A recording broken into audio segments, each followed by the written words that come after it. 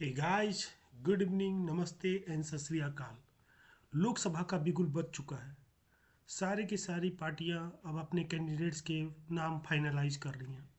अब देखने योग्य बात यह है कि दो राष्ट्रीय पार्टियां बीजेपी और कांग्रेस किन किन पर दाव लगाती है। जहां बीजेपी ने अभी 195 कैंडिडेट्स का नाम फाइनल कर दिया है, वहीं कांग्रेस केवल 39 कैंडिडेट्स के नाम फाइनल कर चुकी है। मुकाबला जहां तक ओपिनियन पोल्स का सवाल है, एक तरफा बीजेपी की विन दिखा रहे हैं, पर ऐसा है नहीं। मुकाबला कांटे का होगा। यूपी में ऑलरेडी कांग्रेस और समाजवादी पार्टी की गठबंधन हो चुका है। वैसे ही दिल्ली में आम आदमी पार्टी और कांग्रेस का हो चुका है। वैसे ही वेस्ट बंगाल में भी होने की पूरी संभावना है। सो इंडिया गठबंधन को पूरी तरह खारिज नहीं किया जा सकता। उसमें अभी भी उम्मीदें बची हुई हैं।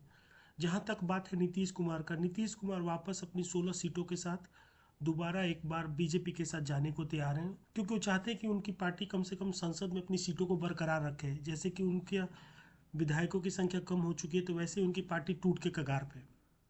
पर जहाँ तक मेरा मानना है, जब तक नीतीश कुमार जदयू में रहेंगे तब तक पार्टी टूट नहीं सकती। पार्टी बची रहेगी और पार्टी अपना काम करती रहेगी। जहाँ तक आरजेडी का सवाल है, उनके लिए बहुत मुश्किल है फिर से दोबारा खाता खोलना संसद में भी, क्योंकि संसद का चुनाव विधानसभा के चुनाव से बिल्कुल अलग होता है। वो अलग पैटर्न पे लड़ा जाता है, अलग मुद्दों पे लड़ा जाता है। सो काफ़ी डिफरेंट होता है लोकसभा का चुनाव। और जब प्रधानमंत्री मोदी खुद उम्मीदवार हो तो 10 से 5% बीजेपी गेन करती है। सो इसलिए ये काफ़ी दिलचस्प मुकाबला होगा, देखने लायक होगा, क्योंकि मुझे लगता है कि अब 10 से 15 दिनों के भीतर चुनाव का ऐलान हो जाएगा, उनकी डेट आ जाएंगी सामने।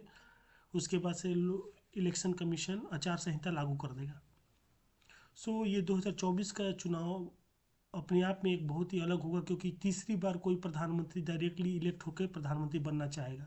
सो बीजेपी हैट्रिक लगाने के मूड में और कांग्रेस उसे रोकने के पक्ष में है।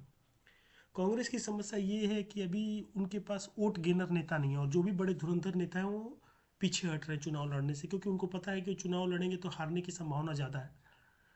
पर फिर भी कांग्रेस को अपना वोट शेयर बचाए रखना है, क्योंकि आज भी सेकेंड नंबर की सबसे लार्जेस्ट पार्टी है कांग्रेस। तो उसको अपना वोट शेयर भी बचाए रखना है, उसे राष्ट्रीय पार्टी का लेबल भी बचाए रखना है। इसलिए उसके बड़े बड़े से बड़े नेताओं को चुनाव लड़ना चाहिए।